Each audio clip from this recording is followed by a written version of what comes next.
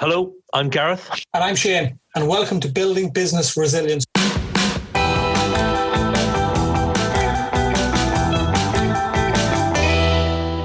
This is a podcast from Sanctuary Financial Planning, which helps growth business owners and social media influencers achieve financial independence. We're two passionate financial planners on a mission to seek out new ideas, tips and tricks to help you take control of your finances and run better businesses. We delve into the true goals and aspirations of our guests in order to provide you with some real value and positivity. Nothing outrageous, clear, simple, solid financial solutions. So let's move on to our guest.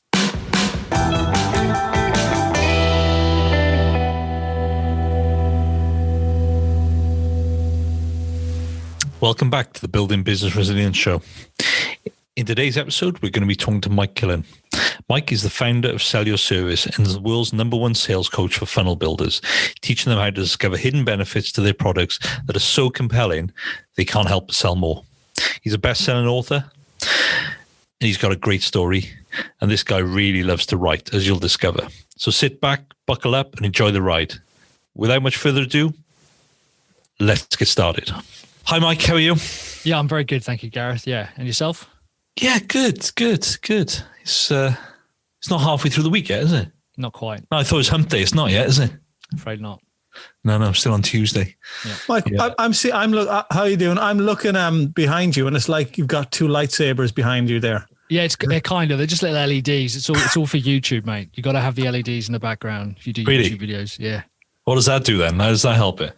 It's just background effects and branding. Oh, yeah. It helps with all the helps a little bit with the blur effect if you have an SLR camera and stuff. Yeah. Nice. But all the kids are doing, so I figured. Yeah, we ain't that cool. Throw them up. It's kind of, is that, you do whiteboard stuff on there, I guess, then you? Yeah, whiteboards. Yeah. Or sometimes I'll turn the camera around and we've got another background that I'm currently looking at. So yeah, I do a lot of YouTube videos. It's probably my #1 content process that I use. Nice. It's a big platform, YouTube now, Nick, because I think isn't it the second largest search engine past Google now? Yeah, it is. Yeah, it's huge, and if you treat it, like a search platform, you can do really well. And there's some really clever ways to be able to search optimize your videos, and that's where people are searching for stuff. Even the small things like dumb stuff like how to change an LED. There will be a ton of videos out there, and it's a really smart way to be able to attract an audience. Yeah, I use it loads for stuff like that. Yeah. Funny enough, actually, great story, but we won't go too far into it. But a friend of mine's a doctor, and I dislocated my shoulder quite a few years ago. Oh, wow.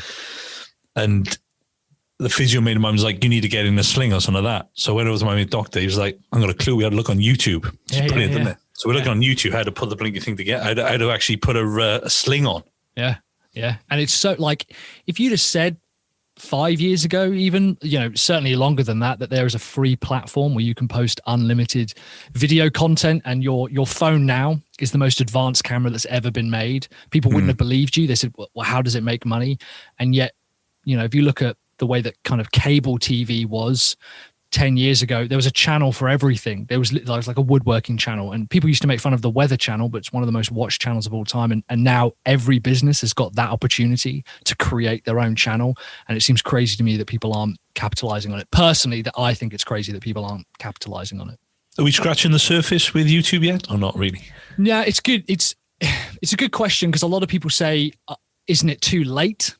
And I think we're beginning to understand the power of video and how people use it. There's kind of a lot of, I think, misnomers around you should have short videos or long videos. I don't think that matters. I think it's more about consistency.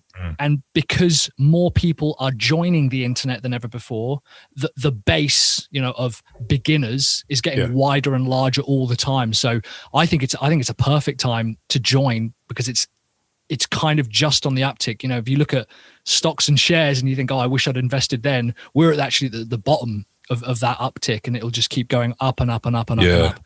And Facebook knows that they want to get into video. They've got their own video platforms now, and that's where we're doing a lot of live stuff more. And it all works, and it's super, super cheap, even free. And it just seems crazy that people don't want to put that stuff out there, especially if you consider yourself an expert. You guys did the podcast, right? That's a platform. It's as good as free, and it just is there, and it just promotes the business forever, 24 hours a day. Is that the problem with some certain things though? If things are free, you kind of think it's not worthwhile. Whereas if somebody had to pay to upload onto YouTube, would it be more successful? It's a good question. I mean, Vimeo and Wistia kind of are on those sides of the platform. And we have a Vimeo channel, but it's all for our kind of coaching recordings, and that's where we host our coaching. So it's a bit like, but is it kind of a question of people looking a gift horse in the mouth, like they don't realize the potential just purely because of not prejudice is maybe a strong word, but like preconceived ideas of what a good thing is. Yeah, I think like consistency is the thing. I think you hit the nail on the head with that. Is consistency, and something we talked about when we were doing these podcasts. We'd have a little bit of a hiatus in between, just because we were just kind of busy with other things. But we'd been massively consistent right up until a point, and then we had a couple of weeks off, and now we're back into it. And we got loads of guests booked up now. Will probably take us to the middle of next year. Right. Which is brilliant, but it is consistency, and I think that's it, because people will just keep following it if you're consistently putting content out there. And even getting down to like the same time, like there's some clever tools out there, that will tell you the best times to publish for your audience and things. It's particularly on YouTube, and I think if you were to have a TV show or a radio show, which is kind of I think radio is closer to YouTube than TV is in some respects, because it's if you regularly and repeatedly put something out at Tuesday at 6 o'clock, Tuesday 6 o'clock, Tuesday 6 o'clock, that's what builds the consistency. And it's very difficult to tell your audience that you're going to do it at Tuesday and 6 o'clock. You can put it on your channel, you can post it, you can put it in the comments, but you actually have to do it regularly. And if you can imagine tuning into a radio show and Tuesday at 6 o'clock, it's one program, and then next week it's a completely different program or no program at all, that's not going to build any long-term trust with the listeners or the viewers. So it's not even about like the quality, I think is kind of, that doesn't have to be the main thing. It's more about, are you there regularly for your audience with something for them to do or listen to? Yeah, no, it's good. So let's kind of get back to you then. So the founder of Sell Your Service and best-selling author and fellow denter, I guess. Do we call it that? Yeah. KPI, I suppose. KPI. KPI 26. So what was that? 2017, something like that? Yeah. I don't know what number we're on at the moment. I think we were meant to be on one a couple of years ago, but we're on it now. Right. Yeah. Fantastic. Yeah. But tell us about you and your company. Yeah, sure. So Sell Your Service works with marketing agencies. Specifically, we help them sell marketing funnels for 25 grand plus. The goal of the business right now is to just get 1,000 funnel builders to sell a project for 25 grand. The book that you mentioned, one of them was 5-figure funnels, which is it kind of fluts between number 2 and number 1 of like best sales books on Amazon. And again, that's just about helping marketing agencies and marketing funnel builders sell a project for at least 5 figures. We've been going since about 2016 when I sold and got rid of my agency, which I started after losing a job in London. And when I quit, the guy, a colleague of mine, a guy called Troy Dean, who runs a company called WP Elevation, I was like, I don't really know what I want to do. I don't want to start up another agency. I'm not entirely sure if I'm ready for a SaaS business. And he said, well, come out with us. I'm running a mastermind with a bunch of website designers. And the number one thing they asked me was, how do you sell a website for 10 grand or 25 grand? I was like, that's easy. I can show you that. And that kind of grew into a webinar, and then a series of webinars, and then a coaching program, and then a course. And it's just kind of scaled from there. So it's one very hyper-specific market and a hyper-specific problem. Nice. So that's so we're talking funnels. That's your effective niche there. Yeah, funnel builders. So our agency built marketing funnels, which is really just a fancy word for like a website and some advertising, really. And what I help the guys do is specifically sell them. I think a lot of businesses, I think all businesses have this problem where they get really good at explaining what they do. Yeah. And they often ask for referrals, and you're kind of like, okay, if you want referrals for a marketing agency, there's a huge difference between a marketing agency that can service like tiny freelancers and micropreneur businesses all the way up to sort of Fortune 500 companies. A marketing agency isn't the industry. You've got to define yourself in a different way. So that's what I help a lot of the guys do. They really struggle with niching. They really struggle with closing, especially like sending proposals and actually closing them. That's a real problem. And all of that works towards justifying a price tag, which most people would think is too expensive. But in actual fact, 25K is not a huge amount of money, particularly if it's building a marketing system for you. Yeah. Very good. I'm just looking here now. 3 books then at the moment, or am I incorrect? Correct. No, that's 3 books. I've been published in a few others. I was in one of Daniel's dad, Andrew Priestley. I was in one of his Sales Genius books as well. I don't know if you guys have been in one of those, but that was good fun. So yeah, I write a lot of content. My blog has been going since 2016, and I think in 2016 I wrote a blog post every single day. Wow. Which almost killed me, but was extremely useful for our SEO and our rankings and stuff. What's your average wording on a blog then? Probably over 1,500 words. Wow. Per day. Comfortably. Yeah, comfortably. I struggled to do that in university with an assignment to get that in on time. This is the funny thing, right? Like I'll comfortably publish in a week. I'll happily write a 10,000 word blog post. For whatever reason, I enjoy writing. It's now the core function of the business. Like my VA, my team, my business manager, their job is to allow me to create content, because we've measured the more content I produce, the more leads and sales we get. So I was like, well, let's just double down on that. And I remember looking back at uni and being like, 10,000 words, no way. How am I going to do that? It's dissertation, isn't it? Exactly. And so now it's just down to practice. But yeah, 2 hours every day, just straight onto the keyboard. Was the writing as a result of doing the course, or did you have that in you beforehand, or did it just light something up and bang, touch paper was gone? Yeah, no, not at all. I certainly wouldn't consider myself a strong writer. I would say that even now, I'm not a strong writer.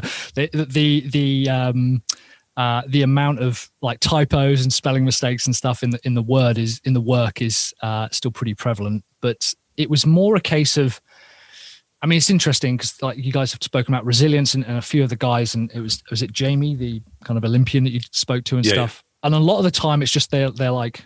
I suppose I was the same. I was like, if I want to see the results I want to see, which in my case was I want a really big email list. That was like the thing that I wanted. I was like, I know I'm going to have to blog. So I'm not going to find ways around it. I'm not going to try and cheat it. I'm just going to grind it out.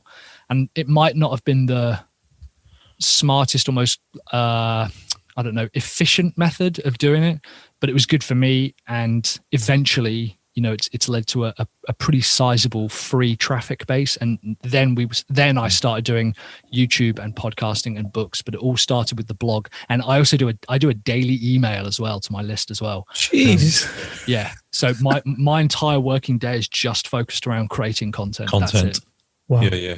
Was there a bit of imposter syndrome at the start going, what am I writing? Will people understand this? And now it's just, it's the same as getting up and, brushing your teeth. It's just something you do every day and it just happens. I'll be honest with you, Shane. I get imposter syndrome now. I'll write stuff and I know it's going to be seen by literally tens of thousands of people. And I'll be like, this will be it. This will be the one that they read and they go, Mike Killen doesn't know what he's talking about. This will be the final nail in the coffin.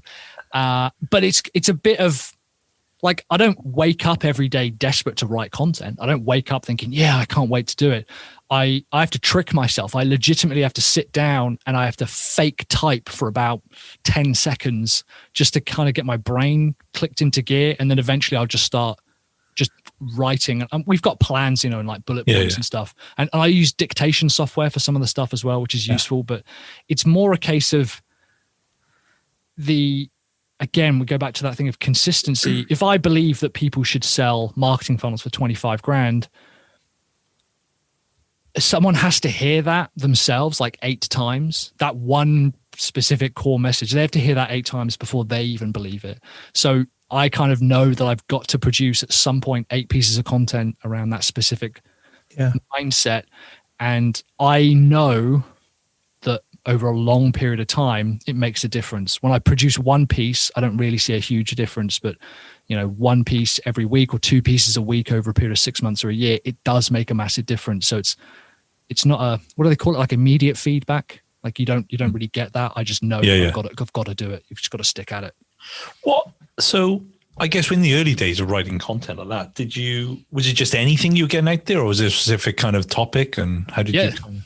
I was really broad. When I started Sell Your Service, I wasn't focused on sales training at all. I wasn't focused on funnel builders. I kind of knew that I wanted to help digital agencies make more money. I knew vaguely that's the direction I wanted to go in, but I tried to write about anything and everything. And over time, this kind of sweet spot developed of, I knew I got more clicks and traffic and views and reads and leads and like measurable stuff from certain topics. And I knew I liked writing about certain topics. So I just over time focused down and actually writing a lot of content repeatedly every single day gave me clarity on my niche. And since then, it's allowed me to become really focused on a very specific market. And you think it's specific, but there are 4 or 5 other businesses that I know of that are essentially pitching the same concept, like here's how to sell a marketing funnel to your customers. So even then, perhaps I could find more specificity in the markets that I'm trying to attract. Well, do you ever does the well ever get dry? You know, do you have a writer's block and kind of go someday, whoa, just don't know? Because surely at some stage, if you were doing that for 4 years, there's a lot of content that you've spewed out. Yeah. I personally don't think writer's block exists. Right. I think writer's block is an excuse is maybe a bit harsh, but it's a term used by people that don't have a framework. I have billions of questions from customers and keywords and things I want to go for. And I even know, well, if I've spoken about, well, here's how to write a daily email, right? If I've written about that before, I know that I could rewrite that and come up with a different way of coming up with it. It's all about the framework. And like, I don't necessarily feel I'm excited to write every single day, but writer's block is eliminated by the fact that I've got a framework. I actually all of my content tends to revolve around like sales letters. That's actually the format that I like to write. I find that if someone's good at pitching you something, they're usually telling quite a good story. So that's the type of content that I want to write. So it hasn't necessarily got dry. In fact, if anything, it's kind of the opposite is true.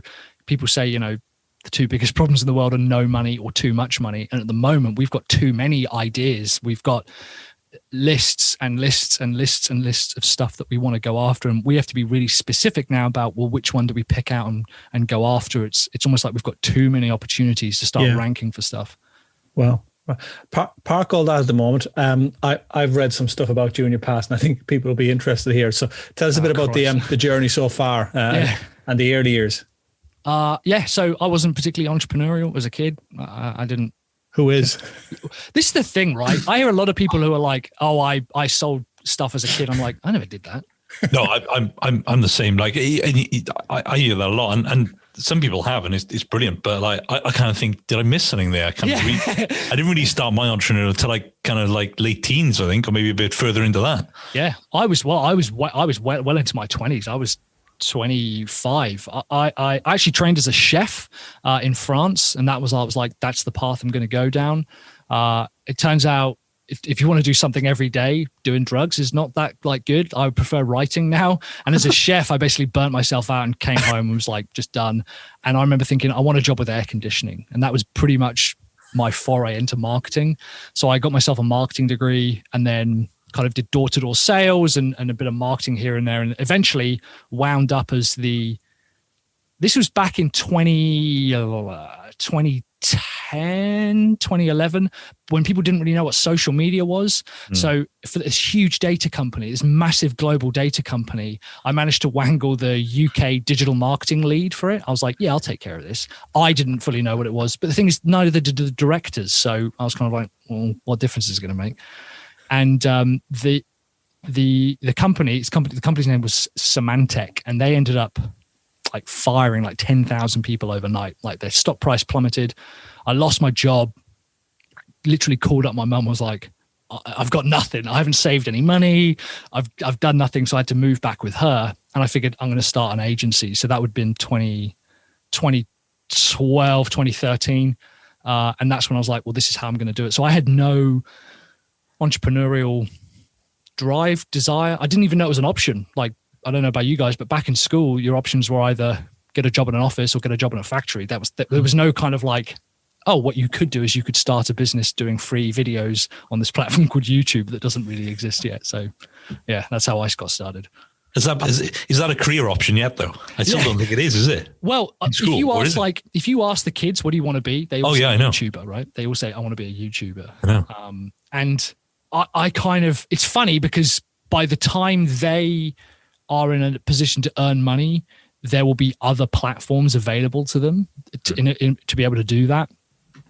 So there's always like a lead gap, between what's actually possible. But yeah, the school system, it's funny, we kind of talk about this. The school system is in a really precarious situation at the moment because their job is to train people to become really good employees. But the reality is not everyone wants to do that. It turns out I wasn't suited to be an employee. All of the friction that I had felt throughout my career wasn't necessarily because I wasn't good at my job. It's just I wasn't suited to being an employee. So it'll be interesting to see how schools do pivot towards here's how to start up a business and here's how to kind of take control of and manage other people. Because at the moment, I still think they focus on the academic side. And rightly so. It's amazing that, I've been brought up in an educational system the other side of the water, but technically it's almost the same type of thing. But you're fired into a classroom with one adult and potentially 29 other people sat down next to you for 40 minutes, and you have to ingest French and memorize it, and then you hear a bell go and you get up and you go to another room and you have 40 minutes of biology, and then you do the same thing and you do that 7 or 8 times a day, and then you go home and you do the work at night.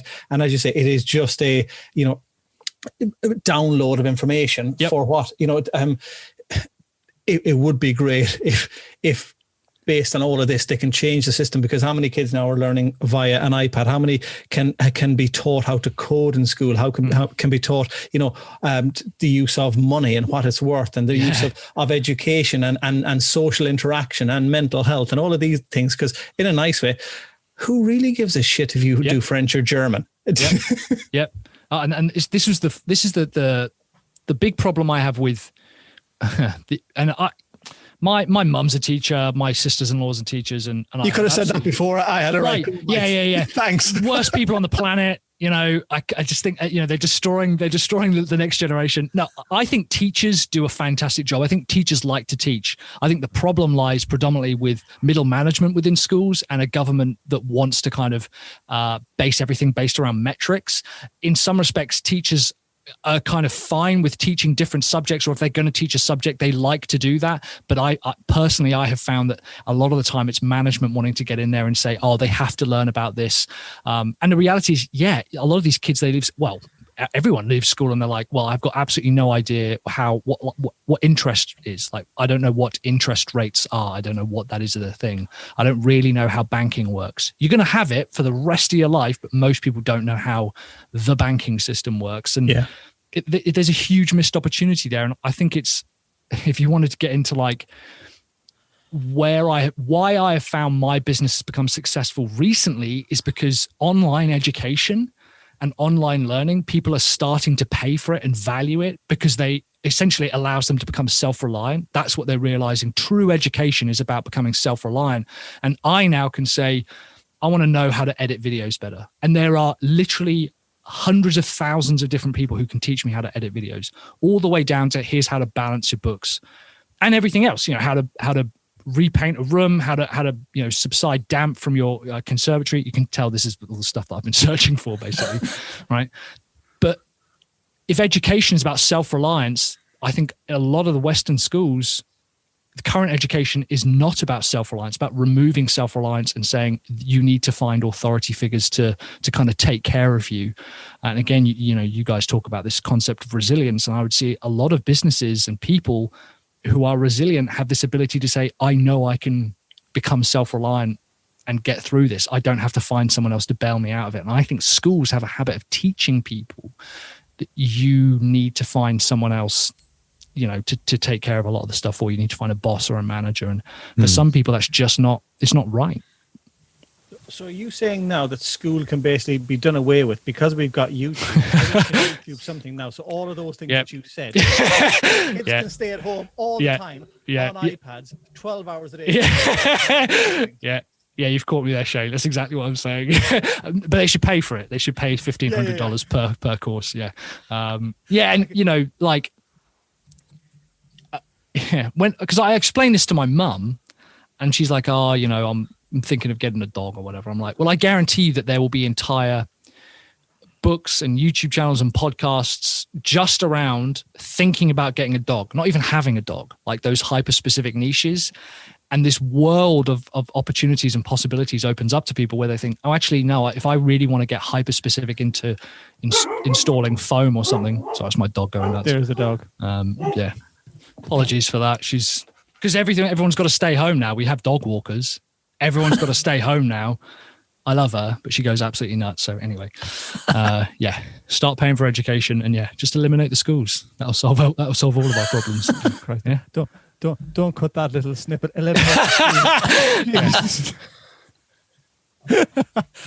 Mike, how have you adapted in the climate? How have you adapted the business? Has anything changed? I know you're online, but it's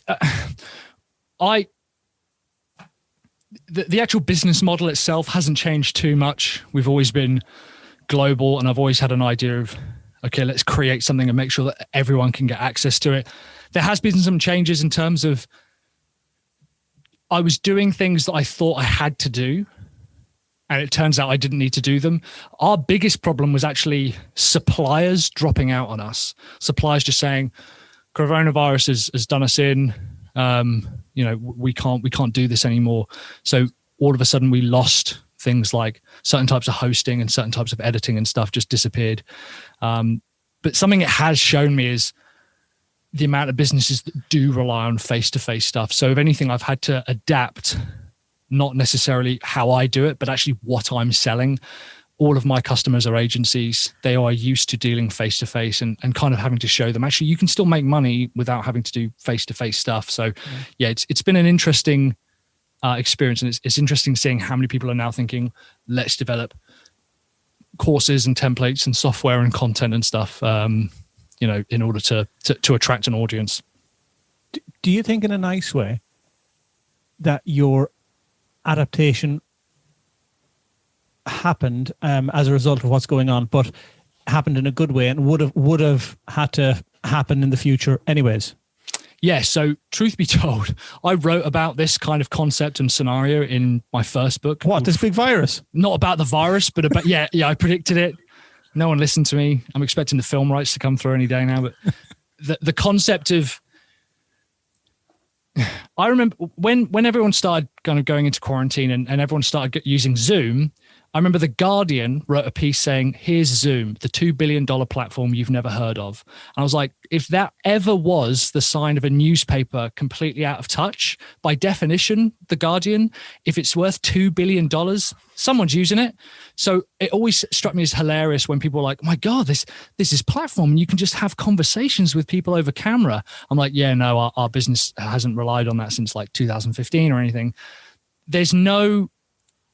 The method of having to do business the old way with meetings and face-to-face, it's great. I like it. I like seeing people. But the reality is you're kind of narrowing your market. Daniel Priestley talks about this. If you had a tool shop 50 years ago, it was a tool shop because you were restricted by geography. And yet a lot of businesses seem insistent on being that. And I knew when I set up the business, I was like, I don't want to have to be a part of an office plan or a particular location. I don't believe it's necessary. I don't even think it's constructive to some degree. It's certainly been a part of the process, but it's a little bit like liking a band before they get big. I was like, I was doing this before it was cool, guys, and now everyone's doing it, which is great. It's good because that actually opens up more opportunities for us. So I'm just glad that more people are adopting it. No, nobody believes you when you say I liked that band before they were big. Exactly. Yeah. And you just look like a dickhead anyway. So. So what motivates you? What gets you out of bed in the morning? Good question. I've been really thinking about this recently, and I think it all boils down to just trying to take care of family.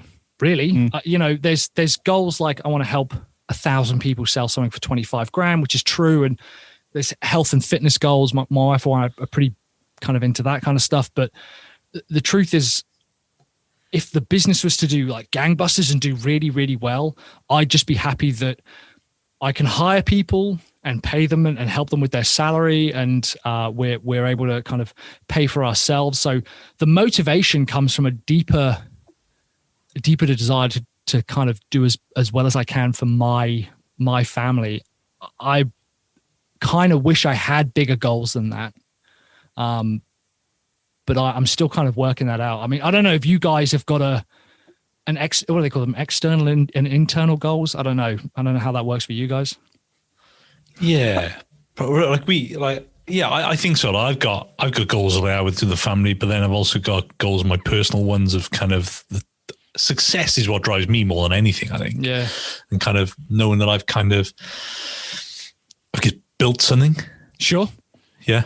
Yeah, absolutely. I think a big fear. I unfortunately had a parent die like right at the start of lockdown, unrelated to lockdown, and I was like, that mortality hit me, and I was like, what happens when I die? What do I leave? What do you leave to the world? So I'm really heavily thinking about this stuff at the moment. But it's, I don't know, Shane, if you've got anything like that. The family stuff, as much as people stay away from it, everyone has to be brutally honest. That's probably the main.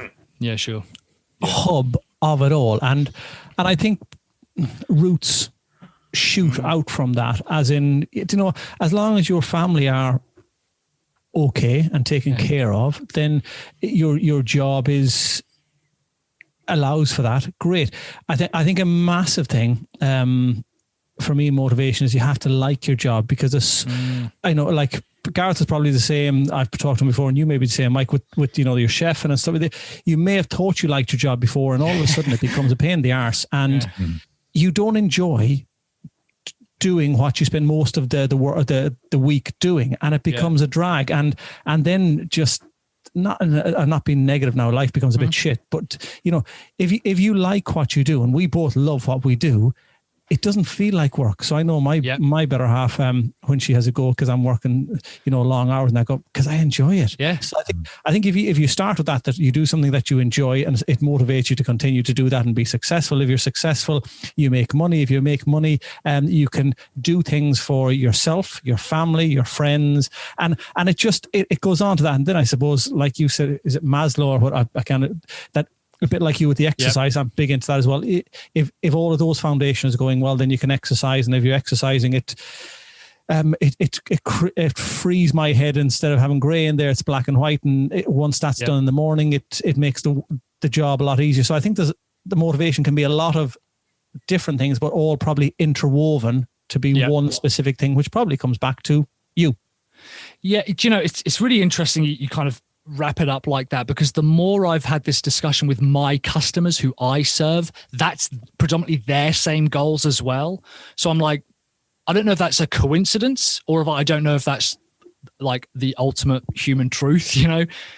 I'm serving my goal, and ultimately the more I do that, it allows them to serve their goal better, and both of us tend to ultimately want a better life for our families and for our kind of community. So there's a funny overlap there between the things you've even mentioned there, like health and fitness, and doing a better thing at work, and enjoying work, and working kind of when you want and as long as we want. There's also like the word motivation I tend to stay away from, because I kind of think motivation is always fleeting. I don't always want to do the stuff that I know I should do. That's why I tend to hope to think that I'm actually more disciplined than I am motivated. But I think externally, when people view the stuff that you've done, it makes you look very motivated. And I think if you dig under it, it comes from discipline. Like you guys picked up the podcast again. It's real easy to let that just go then. It's like, I'm done. And it's almost hard to pick it up the first time, a second time, but it's not necessarily motivation, I don't think. It's a discipline of, we know we need to get back to doing this. Yeah, but isn't everything a discipline? We all like to eat chocolate, but the discipline is, well, don't eat it, and it's hard to get off that thing that we all need to exercise. Sometimes after a few days off or whatever, it's hard to get back on it. But it is, as you say, a discipline, or something that just needs to be factored into the day. And we all have the things that we don't like to do, but they have to be done, and we all like the things that we'd like to do, and they get done a lot quicker. So I get all that, but it goes back to, I think it's down to you. You have to enjoy what you do, because Sure, if you didn't enjoy, if you're spouting out some rubbish about, we charge 25 grand and I want to make the world a better place and all this stuff. Well, do you know what? Give 20 grand of that away and live off 5. But it comes down to you and enjoying what you want and looking after the group around you, family and friends. That me personally thinks that's where it all comes back to. Oh yeah, I always talk about it. I think you've got to love and enjoy it. You gotta have fire in the belly, because like if you're getting up every morning and it's a bloody chore, you just got to rethink it, haven't you? Man, this is what like drives me bananas when people are like, oh, I hate this thing. I'm like, stop doing it then. Yeah. Like, unless you know that you like, there's peaks and troughs, and some days you love it and some days you know. I'm like, stop doing it. And then people find a ton of excuses to keep doing it, as if like at the end of all of it, the amount that you've suffered is the main thing that matters. Like, stop doing it then, man. Yeah. It amazes me. And I get it, some people are in a position where they can't kind of always get out of it so easily. But if you really do hate it, and like you say, it isn't just that peaks and troughs thing. It is a real, I actually cannot get out of bed, or hate to get out of bed to go to work or go and do what it is. Yeah. That's when you really got to stand back and go, I need to make a change here. And it's a big move to make a change. I'm absolutely not saying it's easy or it's like a light switch. 100%. It's, it's hard work. It's scary. It's completely unknown. And this is, again, this is something that if I would say I was motivated by anything, is the example to set as well. Like today, apart from having a conversation with you guys and later on with another colleague of mine, I haven't had a massively busy day. The business is kind of run by itself. If you'd have shown that to me 4 years ago, to go, brilliant, that's what I want to go after. And now I can see a lot of my customers being like, so I don't have to do like 12-hour days, 7 days a week. I'm like, no, man, you can take time off. You can have holidays. That's allowed. Like, you don't have to, suffer, that word again. Like, you don't have to, just because something is difficult doesn't mean it's good for you or it's the right thing to do. If you hate it, it's probably a sign that you should be focusing on something else. So there's some good examples of that changing people's lives as well now. You only get that, though. I think the older you get, the more that you kind of become a bit stubborn and go, sure, I can do anything I want. Nothing can stop me. Whereas when you're younger, I think it comes back to maybe school, as you said earlier on, like you're drilled into going, what at 15 when we were in Ireland, it was what do you want to be? Yeah. What do you mean? What do I want to be? Yeah. Oh, a professional footballer. Well, no. What do you want to do? And so you're almost typecast in a role that. From 15, whereas the older you get, you go, no, I don't like this. I like the sunshine. I like a beach. I want to be a lifeguard in, California. Oh, you can't do that. Why? Because you live the west of Ireland. Well, you can now. Do whatever you want to do. Yeah, nothing holds you back. Yeah, absolutely. Well, unfortunately, you only learn those things the older you get. Yeah, it's youth is wasted on the young, isn't it? I got slated last week or the week before for asking this question, because I put it in the wrong way, but I'm going to do it again. It's because we've chatted to a lot of sports guys, international players, Olympians, coaches. That I use the question of mental toughness in business is something that comes up a lot. And how do you cope with the shit days when you've got to put on a happy face for people? I was going to say face to face, but I suppose in front of the camera or staff or family and things like that. Yeah. So I use a sports analogy a little bit, but it's kind of a bit of a twisted one in that I don't keep score of anything. If I'm having a shit day, fine. I'm almost not concerned about it. We all get letters through. We all get letters from HMRC saying, you haven't paid this much, or you get bills come through. You have customers ask for refunds. You have bad reviews, whatever. You for whatever reason, it's just not working out. The massive advantage I think that businesses have is that they can decide how long the game is. That to me is the number one saving grace that I have whenever I have a really rough day, is that I say, I can actually decide when I quit. If you're in the middle of a football game or a rugby game or whatever, and you've still got like another 10 minutes on the clock and you're losing, you've got 10 minutes, whether you like it or not. The advantage I think I've got is we've got as businesses is if you're having a bad day, it doesn't keep getting worse. at some point it's going to turn around. It's just your job to just hang in there until there's a better day. You get the massive advantage of deciding when you want to finish playing. It's an absolute endurance game. It's not a sprint. It's not about keeping score and making sure that you're doing better than other people, because that's what gets me down, is I'll see other people who have seemingly overtaken me or seem to have larger audiences or bigger achievements or whatever. I think it's a long game. I can decide when I finish playing, I want to keep going. And that's kind of the framework that I use to be able to get through a lot of that stuff, because it can feel a little bit overwhelming. I don't know if that particularly answers what you were getting at, but that's...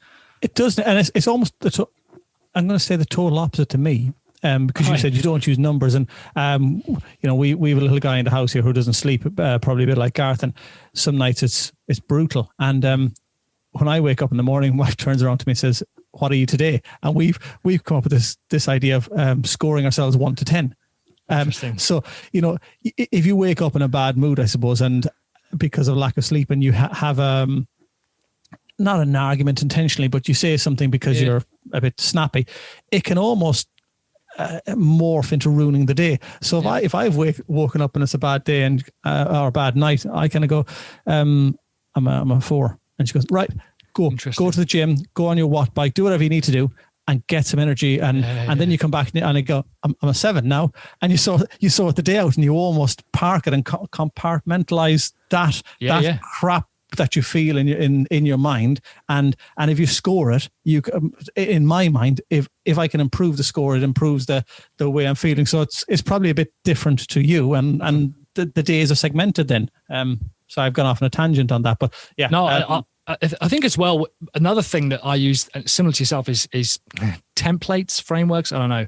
I know that I can do whatever I want in the gym between 7 and 9. That's completely my time.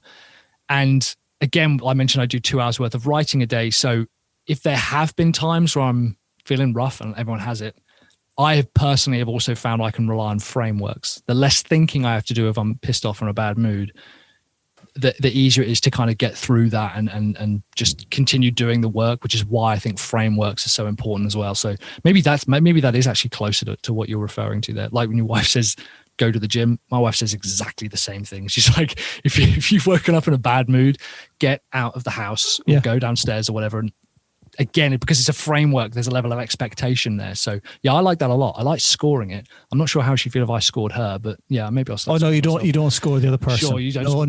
No. Yeah. Wow, whoa, no, you score yourself, and the other person does not score you. But do you know, it's really good. Gareth myself know a guy. And he's moved abroad and still works in the UK. But he's done it to break up his life. And we're saying about motivation and enjoying what you do. And even speaking to him a few weeks ago, he said something like, the morning is my time. I'm either out on the bike or in the water, and that's my time. I'll work between 10 and 2 or something, as we say, G, and then 3 till the rest of the evening is time with the family. And he said, that's the way my day is structured. I love it. And that's it. You're not going to get me before 10 in the morning or 3 in the afternoon. You kind of go, brilliant. He has the 3 bases of my own time, work time, family time. That is it, segmented, and he loves his life, Yeah. That's interesting. And again, sorry, go ahead, God. No, carry on, mate. No, I was just going to say, I don't know whether, because I rebelled against that system for a long time. I've got a very segmented calendar. My team has an overview as well, and they know that I physically won't get back to them. Even my customers, if they email me, I'm like, I don't check emails before 4:00. So you can email me as much as you want, but I'm physically not going to respond before 4. And at first, I rebelled against it. I thought other people would rebel against it. But the freedom that it's given me is it's unlike anything that I would ever been taught. I can understand why it's taught now, because it is, but it took a long time for me to think.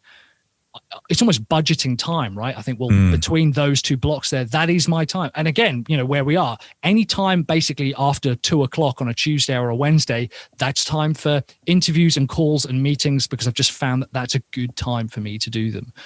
So again, a lot around frameworks, and I found frameworks and templates have helped massively. Yeah, I love that. I love that idea. It's something I've kind of toyed with regards to the emails, and And we do. We probably do frame our day out. We kind of book in certain times, but I'd like to be a little bit more kind of strict with it, kind of whereby maybe we only do meetings between a Tuesday and a Thursday. We don't do meetings Monday and Fridays, and so on and so forth. But it's kind of. But I think if you do it, you've got to be all in, haven't you? 100%. And so I was just checking my phone there because I've got an app on my phone that basically sends an autoresponder to anything from Facebook or WhatsApp or whatever. And it just says, the pros of having digital content is everyone can get access to you all the time. Too busy to talk to you. You're not important. Exactly. But it's also a massive problem because everyone can get in contact with you. Yeah. And I found I was replying to so many channels that I now have to say, everyone goes through to my email. And then my email says, I'm not going to respond before 4:00. And even then, my VA does the majority of my emails. The level of structure it took to get there was a big jump, but now that I've got it, I wouldn't get rid of it for anything because it allows me, just like you say, funnily enough, on a Monday and a Friday, that is explicit time for the business. That's genuine strategy time. That's time where I'm going to learn something. At the moment we're trying to learn about audience acquisition and how good we can get at that. I find that the less time I have, which is unstructured, which you think you need in a business, you think you need to be adaptable. And I think probably there's some extent is true, but you can actually build that flexible time into quite a rigid calendar. And I found it's, so important for the growth of the business. Is it almost rewarding yourself if you've done something, you can see something that you want to do more so, i.e. does the gym have to be in the morning? It does for me, but some people it can be, at 12 or 1 o'clock in the day. And it gives them a 3-hour window of 9 to 12 to do some work. And then that's your little... interesting. Yeah. Do you guys know Rob Moore? He's based in the UK, did a book called Money. He's done a bunch of books. And one of the exercises that he gets you to do is to measure out your energy levels throughout the day. And for me, and Shane, it sounds like you're relatively similar. My energy level's actually at its peak in the morning. That's where I want to be productive and do stuff and go to the gym and whatever. And then it dies off usually around lunchtime, surprisingly. And then afterwards picks back up again. So I have kind of 2 peaks and everyone's different. Everyone's got different energy levels. And I actually built my calendar around that. I know that around 4:00, I become sluggish and my brain just doesn't think as well as it was at 10 o'clock in the morning. So I'd rather do strategic stuff at 10 as opposed to doing strategic stuff at 4, and 4:00 is typically when I have meetings because I know that it's going to be less intense. So yeah, it's absolutely about rewarding and also knowing like what you're going to be going through. That's hard though, isn't it? As you said earlier, to structure, because I know Gareth is probably the same as me.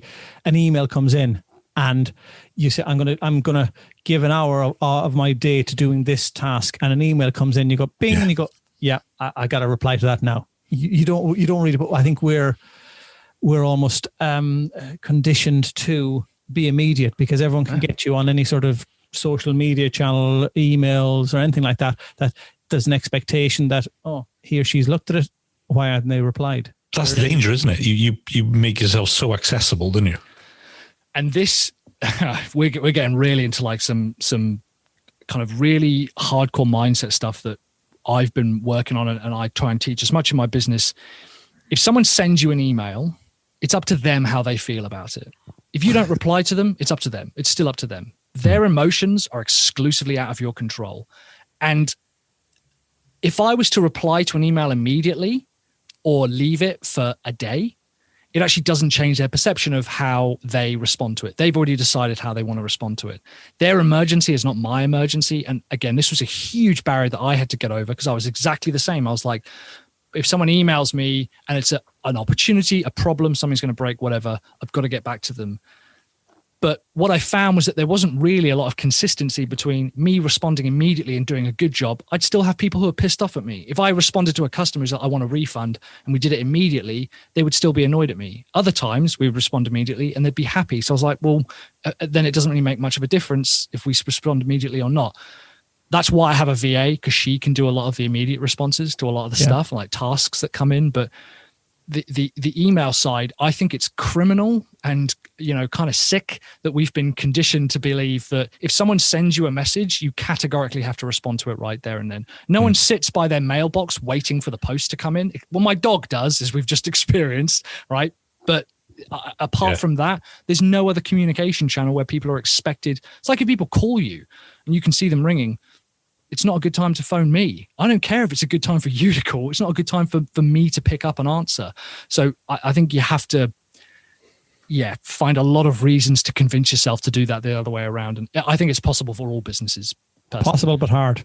Absolutely. Yeah, definitely. Yeah, well, if that isn't the motto of running a business, yeah. If it was that easy, everyone would be doing it. Exactly. Yeah. It'd be a subject in school. Here you go. Here's the easiest thing in life. Start up a business. Yeah. Right. Yeah. Don't worry about learning, Mandarin or anything like that, or just going.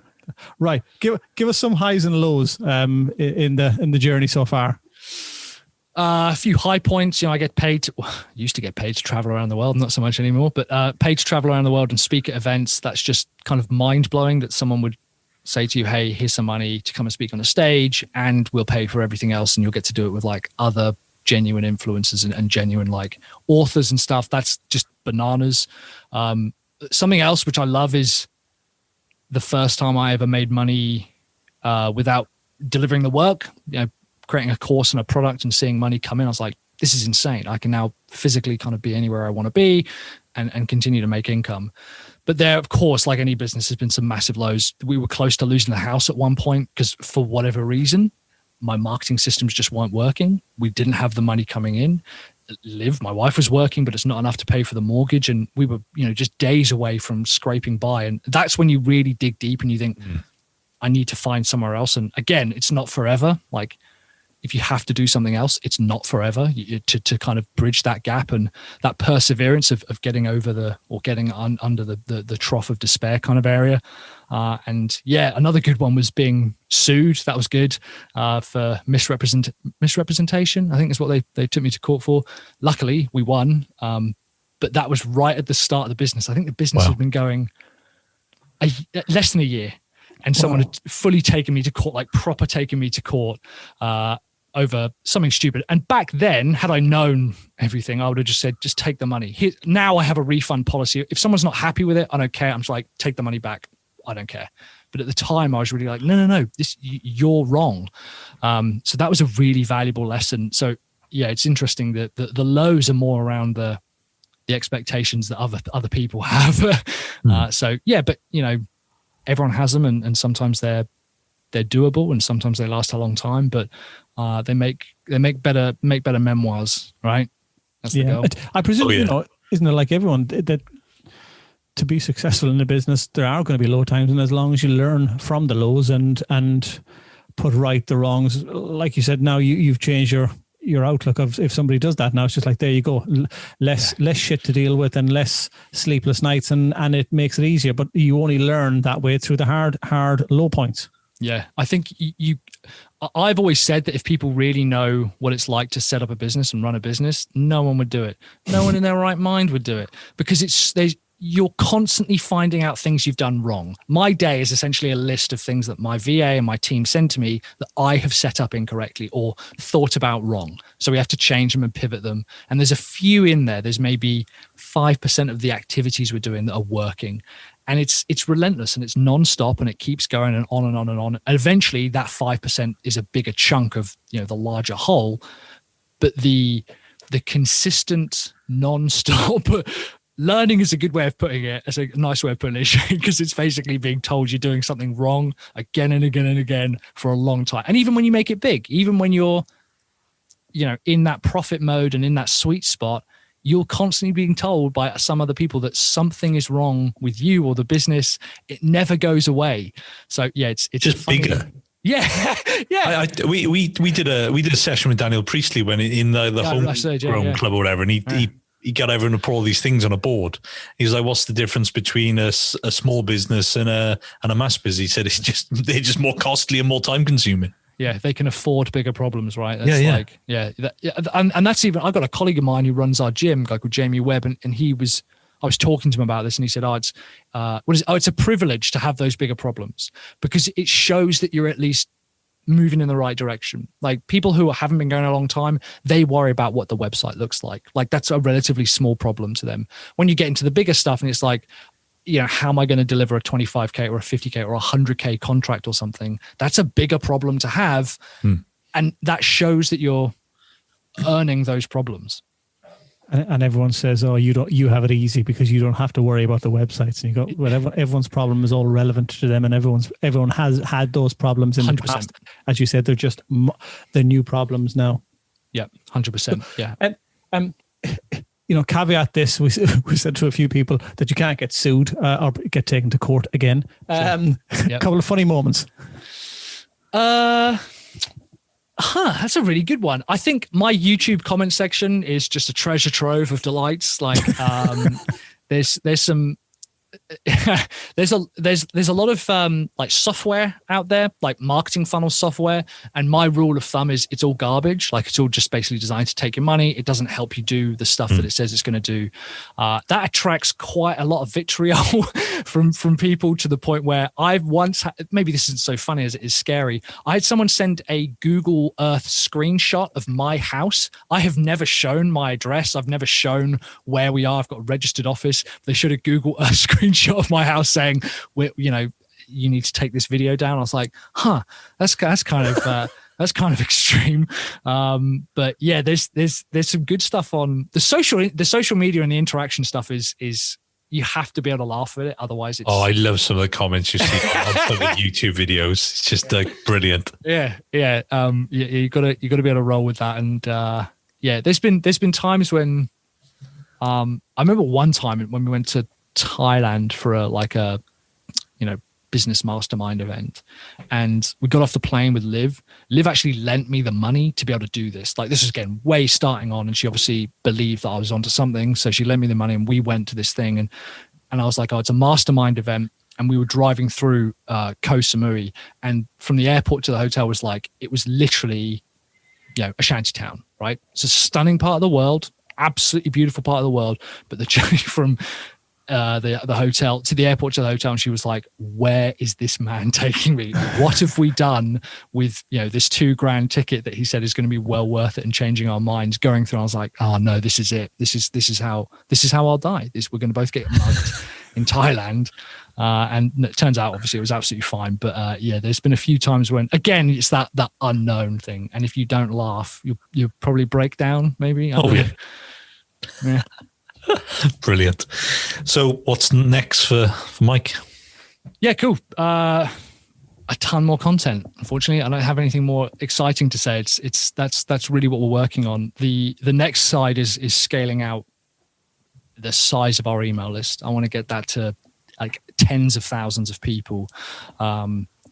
And it's exciting looking at we've been hiring recently, and that's been awesome. We did have a relatively large team back in September, but I made the mistake, and I'd never hired people before, and I made the mistake of hiring everyone and not really giving a management structure. So I ended up having more work to do. Like the work came back to me to check. So I was so stressed out that I just sacked everyone off, and we've started hiring again more sensibly.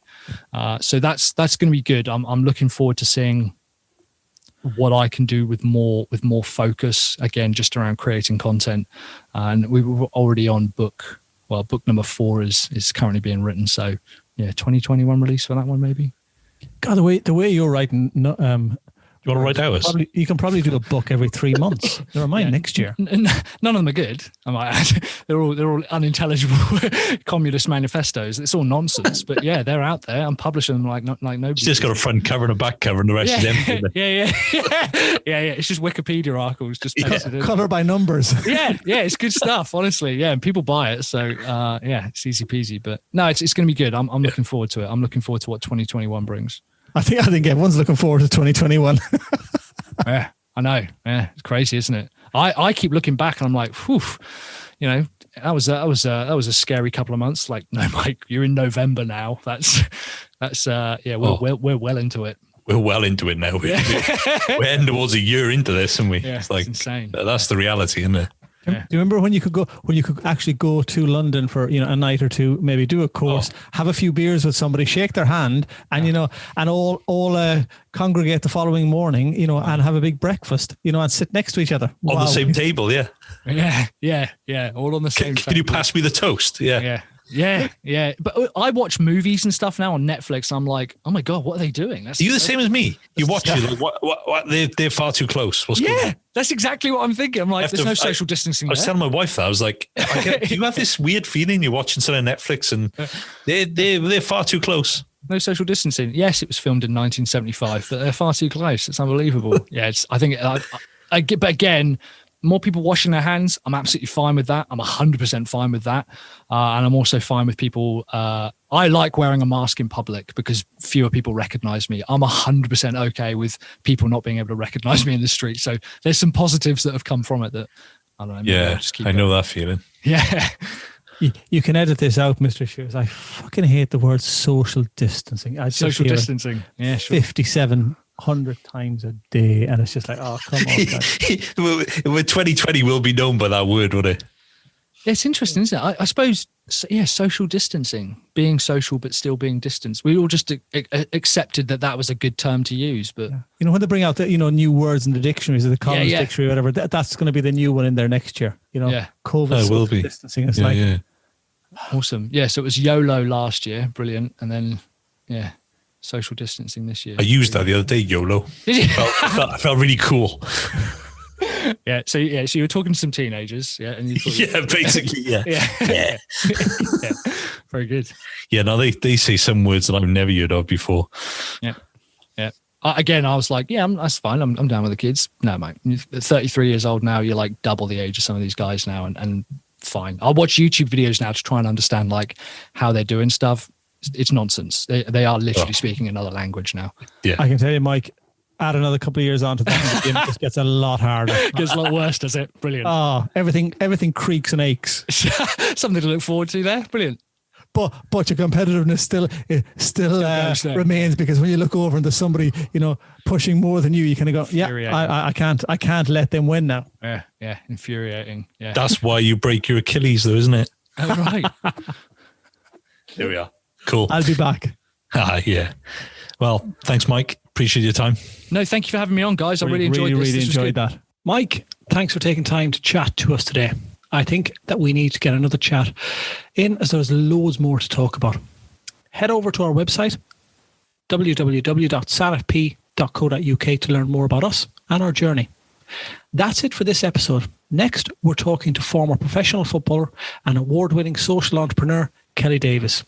You can hear that wherever you get our podcasts. Plus, don't forget to click subscribe to get all the latest episodes as soon as they arrive. Don't forget to listen to our Chats the Bar series for a short insight into business, money, finance, aspirations, dreams and planning. Also, if you're enjoying the series, please do leave us some feedback with a quick review, as it helps us grow and ensure that we're giving our audience the best experience. Until next time, thanks very much for listening.